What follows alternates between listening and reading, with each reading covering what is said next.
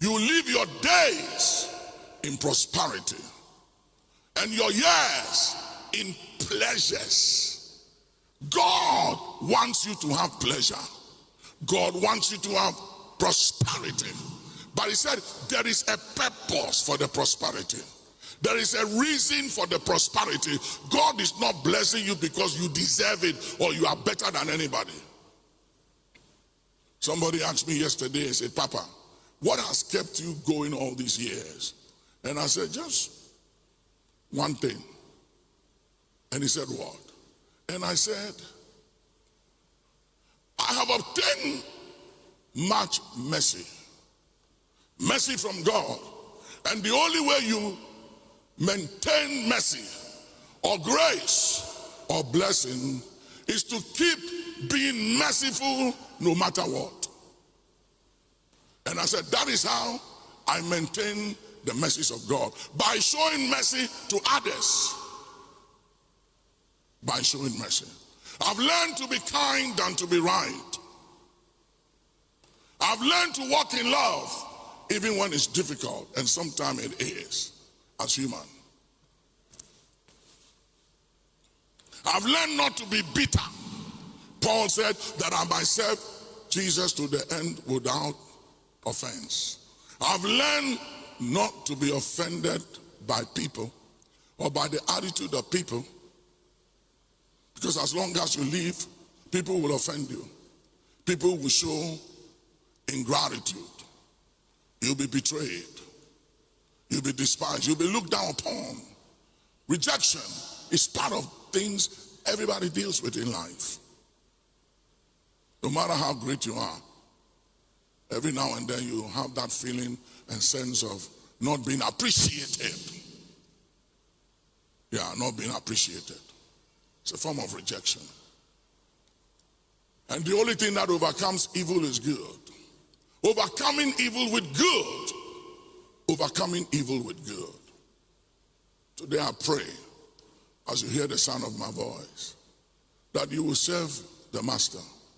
Not money, not the devil, not yourself. It's not worth it.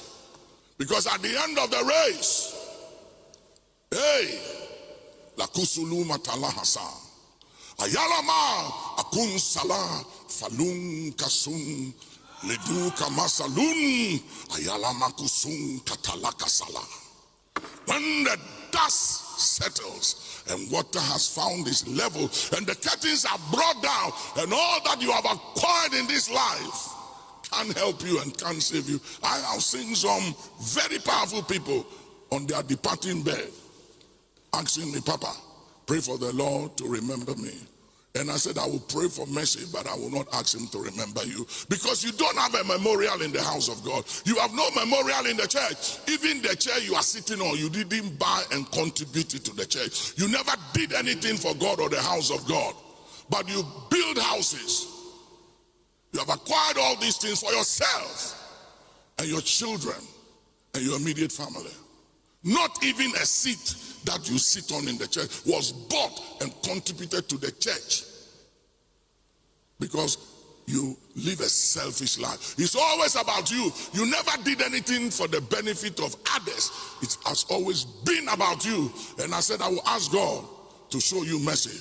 But you have no memorial.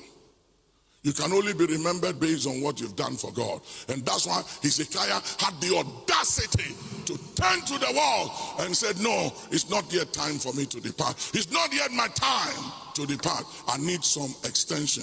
I need more time. And God said to an angel, check the records. Hear me, there is a record about all of us. If you think that you are just living freely and that is all life is all, you are joking. Make no mistake. There is a record. There is a book of record on all of our lives. From the day we were born to the day we live, there is a record going on. And a day will come, you will be judged according to the records in that book. Whether you did right or wrong. Whether you fulfilled purpose or not. On that day, it doesn't matter what your philosophies are and your logic. You can believe what you want to believe. Go and stand at the tall building at Villaggio and jump and say, me, I don't believe in the law of gravity, all this foolishness. Jump. And by the time you land on the ground, the law of gravity will show you well how real it is. So it's not about your belief and what you don't believe. It's about the reality of what life is all about. Give an account. Nobody is going scot-free. No matter how long you live, a day will come, you'll give an account for the life you live. And there's nothing you have. The Bible says, what have you that you did not receive? And why then do you act as if you didn't receive it? If they obey me and serve me, they will live their lives in prosperity and their years in pleasure. God is not denying anybody of prosperity and pleasure. He wants you to have pleasure and to have prosperity. The Bible said in Psalm 35 that he takes delight in the prosperity of those who serve him. That's what he said there. He takes delight in the prosperity of those who serve him. Psalm 35, I believe, is the last verse. He takes delight. God takes delight in prospering those who serve him. So God wants you to have prosperity. He wants you to have pleasure in life. He wants you to go on cruises and enjoy life. He wants you to have it, but not without serving him, because he said the silver is mine, the gold is mine, the cattle on 1,000 hills, they are mine, and I'm not giving you the right to enjoy what I created, my creation. You're not going to just enjoy my creation and despise me. I am the Lord. No one despises me and enjoys my creation. No way. There are implications for that. Don't abuse me. Don't exploit or take advantage of me. Who do you think you are? My creation, my subject, and you despise me and enjoy my creation? No. I have so many great pictures with dignitaries, and I tell my people, I said, don't put it out there. I don't want to put it out there. And so, no, people have to know. They must say, no, don't put it out there. Don't put it out there. Why?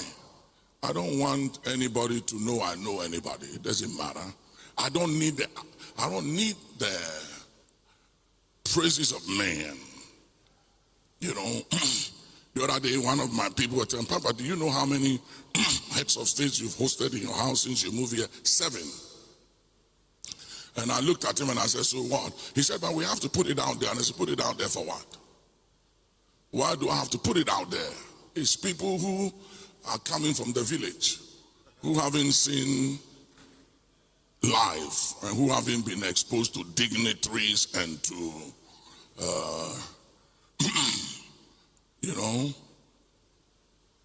statesmen who worry about this. I was talking to one of my daughters in the church yesterday, and I asked her a question. I said, Mr. Okwichi Bequin, my father's friend, what is he to you? And he said, Papa, you don't remember me? That is my dad. And he and your daddy, they used to talk all the time. And your father used to come to our house in Tesano and would complain to my father. And my father will complain to your father that this your son is pulling all my children to that church, and all these rich people in town were complaining. What is he doing? Pulling our children. You know. And I forgot that she was the daughter of Miss Okwichi Bequin. You know, and I've seen some things, so a lot of things don't impress me anymore. And it's all about who you choose to serve.